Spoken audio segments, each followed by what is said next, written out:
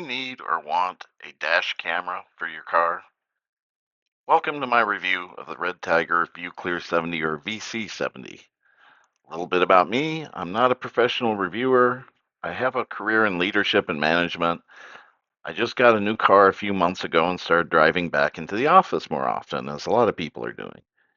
And I noticed a lot of aggressive driving on the roads, and so I decided it might be a good idea to have myself covered a bit more in case something happens.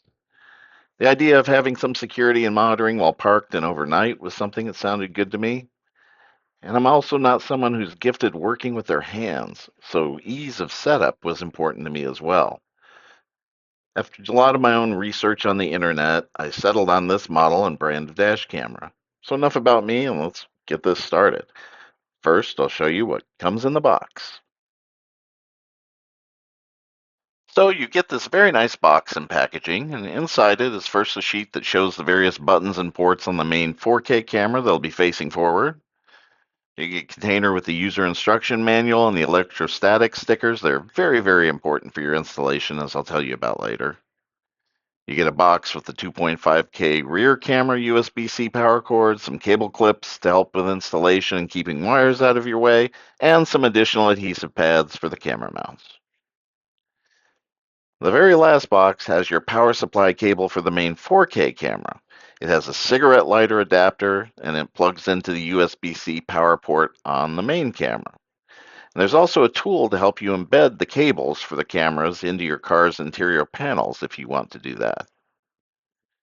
As we look at the 2.5K rear camera, you can see it has a standard USB-C port and it rotates in its housing here so you can adjust it with the angles. The red patch is the adhesive, and the green is, of course, a lens protector that it ships with, so make sure you take that off when you install it. Now, for the main 4K camera, it has a protective film over its display that you can remove. You see the recessed USB-C port here for the rear camera, and then the standard USB-C power port for the camera itself. The red power button, and above it is where the micro SD card goes. This unit ships with a 128 gigabyte card standard and supports up to a 512 gigabyte card. The green lens protector here is covering lens assembly, and as you see, you can adjust it manually to control your recording views and angles, so that's very cool. Now, if you get the optional hardwiring kit, this package also comes with the camera. And this contains the wires you're going to need to plug into your car's fuse box to ensure that the camera and monitoring systems always have power, even when your car is powered off. Make sure you consult with your car's manufacturer or your dealer before you do this.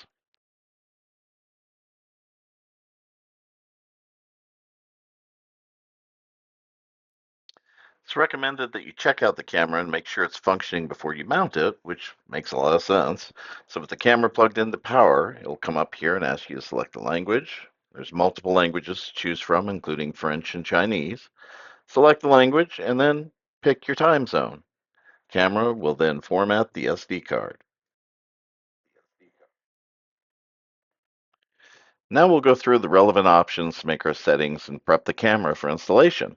You can choose the resolution. You see the front and rear camera resolution here. And next, the option to record audio from inside the car cabin. Turn that off for now.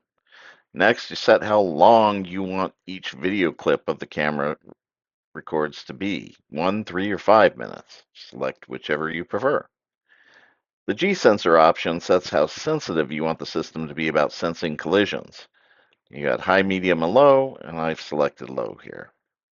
There's also a fatigue reminder function next that you can set to periodically remind you to take a break from driving. So if that's something you could use, enable it here.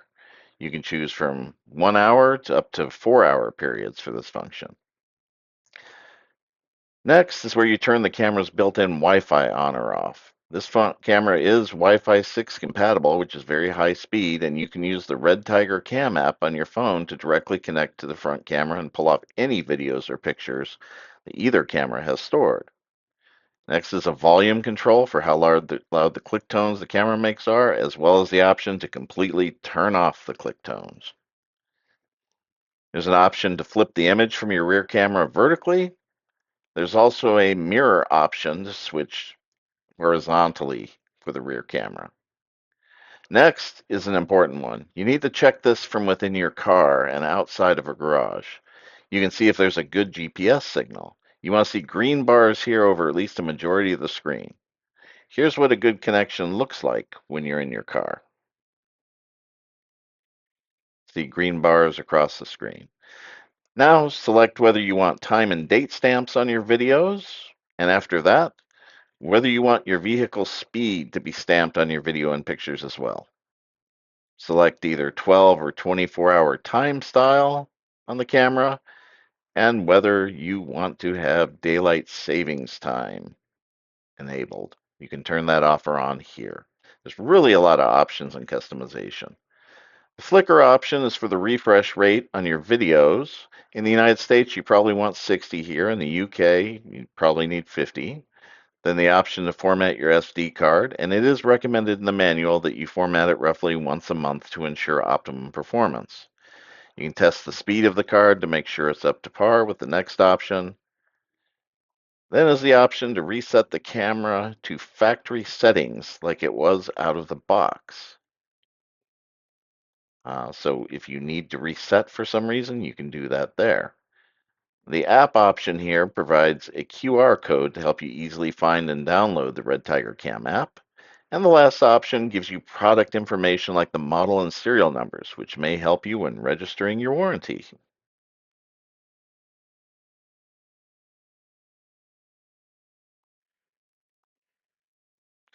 When you're preparing to install the camera in your car, it's really important to do some things ahead of time. Identify where you want to put the camera and where the electrostatic sticker should go. The sticker goes on your window first. Now, you might be tempted just to stick the camera on your windshield and skip this step, and the camera certainly will stick to a windshield by itself, but I would really advise you not to. I would strongly advise you not to. I had this camera installed, and then I needed my windshield replaced. So the camera mount had to come off, and it's tough to get off. It's stuck there very well, and the camera mount left a lot of adhesive residue that would have been difficult to remove. But since I had the electrostatic sticker, once I was able to get a little corner of that peeled up, the entire sticker and all that residue came off really quickly and smoothly. It was fantastic.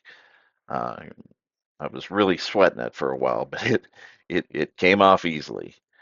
So now they do include four of these stickers in the box, which is great because the first time I installed the front camera, I creased the sticker, had to remove it, and then use another. So having a couple of extras is great. And you'll do this same process for the rear camera. So here I'm putting the sticker under my mirror assembly. I'll line it up ahead of time, plan it out. In this case, like I've marked with the lens protector sticker where I'm going to stick the camera once the electrostatic sticker itself is on the windshield. So it's key to take a little time here and make sure that you get everything all planned out before you make your moves. It'll save you a lot of sweat and tears. Now here I have the front camera installed, as you can see, but I wanted to call something out. The included power cable plugs into a standard 12-volt power outlet like this one, but I found that my rear mirror assembly had a powered USB port in the back, which is designed exactly for things like a dash cam or radar detector. So I was able to connect the camera with a much shorter cable. I later replaced this with a shorter coiled cord to take up the slack. But this is pretty convenient, especially if you're not going to be hardwiring the cameras to your car's power. So you may want to check your car to see if you have something similar. One warning though, some of these ports may be powered only when your car is on, but many either stay powered indefinitely or power off after an hour or so. So check with your manufacturer or dealer because the last thing you would want is to power your camera like this and end up draining your battery dead. That would be a bad day. Also, if you get a USB-C cable for this purpose, make sure it's capable of carrying power or it won't be able to run your camera setup. So how does it look in the end? Well, see for yourself. While a lot of cameras out there, if you do research on them, you may find they use sensors that are years old and don't even have a lot of modern features and capabilities. This Redtiger ViewClear 70 utilizes an IMX678 image sensor, which is a recent addition to Sony's Starvis 2 generation of chips. For this generation, Sony is emphasizing clarity and low light capability and includes features like digital overlap HDR, clear HDR, and near infrared enhancement. You can tell how bright and detailed the image is here during a regular daytime drive. You can read all the street signs, and license plates are no problem either. Shadows are sharp and defined, not blurry. You also don't have any noise or pixelation, at least not any that I could tell. So next is a very dark and very early morning drive right before sunset. Notice how the image again doesn't get washed out since the camera supports HDR. You can read the stop sign. You can magnify and read the street signs. This isn't the case with some other cameras that I've used and some that I've seen footage from online. The colors here are brilliant and sharp, and you can make out a ton of detail in this video. The other thing to note with this camera setup is the impressive field of view that it boasts. The front camera has a field of view that spans 170 degrees. The rear camera, we'll get to in a minute, has a 140-degree field of view. So it's a truly impressive system, and I could show video like this for hours now, but don't worry, I won't do that to you. Next, we'll just show some night footage, since that is part of what Sony emphasizes with this generation of chips. You can see how much detail and clarity there is here, and how even the bright lights from poles or headlights, they don't drown out the image. You don't have any ghosting. It looks how it looked to my eyes for the most part, and that's pretty great. I've seen and I've had other dash cameras in the past where this wasn't even close to being the case. Night vision has always been an issue for digital cameras. That seems to be changing. Also, other number of other cameras available today seem to have a lack of detail and clarity in addition to worse low light performance. And that includes some of the other systems that say, at least, that they're 4K. At least this is in my opinion and from what I've researched. Your mileage may vary. In addition to the picture, I have to mention the voice control functionality. Even during a 114-degree day in Phoenix with the air conditioning blasting, the camera responded very well to my voice commands. You can tell it things like take picture or turn on Wi-Fi or even show rear camera. It didn't have any problems listening to my voice with a lot of background noise. So another impressive thing about this camera setup. Here's a quick clip where you can hear the camera capturing audio and responding to my voice. Take picture.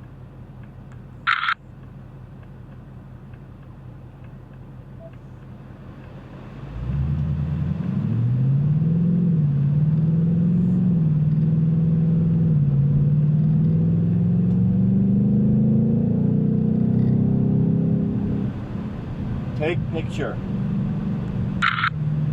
Oh, okay, so even with the air conditioner blasting, take a picture.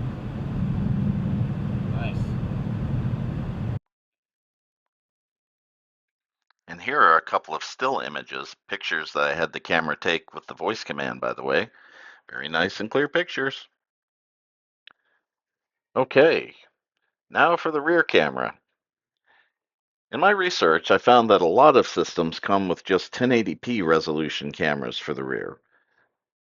There's a few reasons for that. One of the big reasons being cost, but also that the rear windows are often very difficult to get a good picture out of depending on your vehicle. My car is one such car. My dealer told me that the tint on the rear window effectively polarizes, which is not great for a camera at all.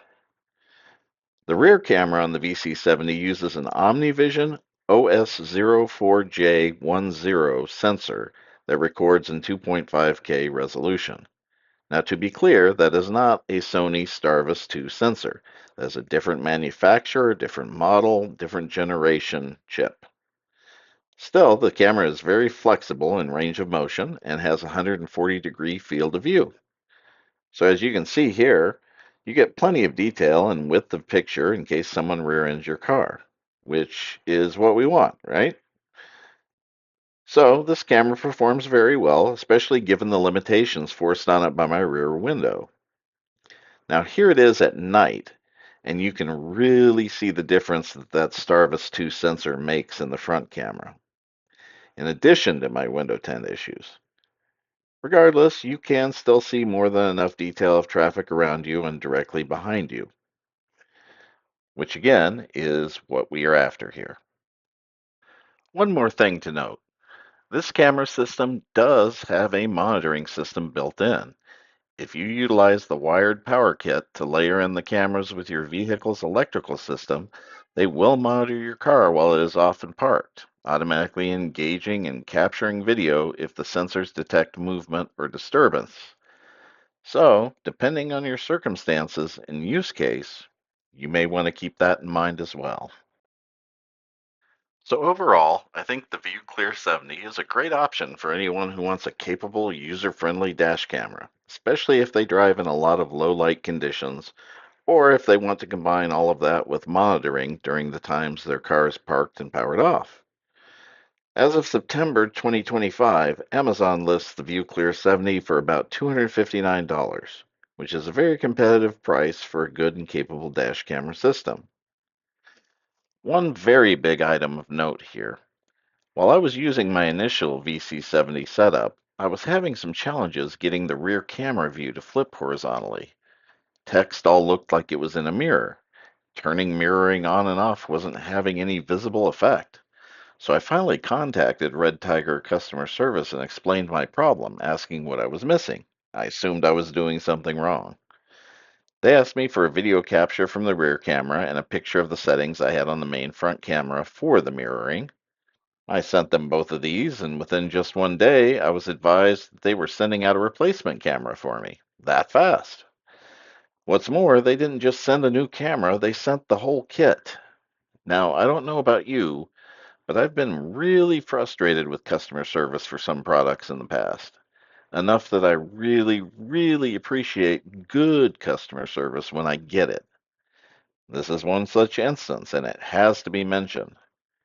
Just for note, I have read other people online saying that they have had the same type of experience. So for what it's worth, customer service is golden on this one. With all these factors, I have to say that I am impressed by the VC70 and would recommend it to anyone looking to get a good, capable dash camera system that has great customer service and is easy to set up and use. Thank you for watching this video review, and I hope you have a great day.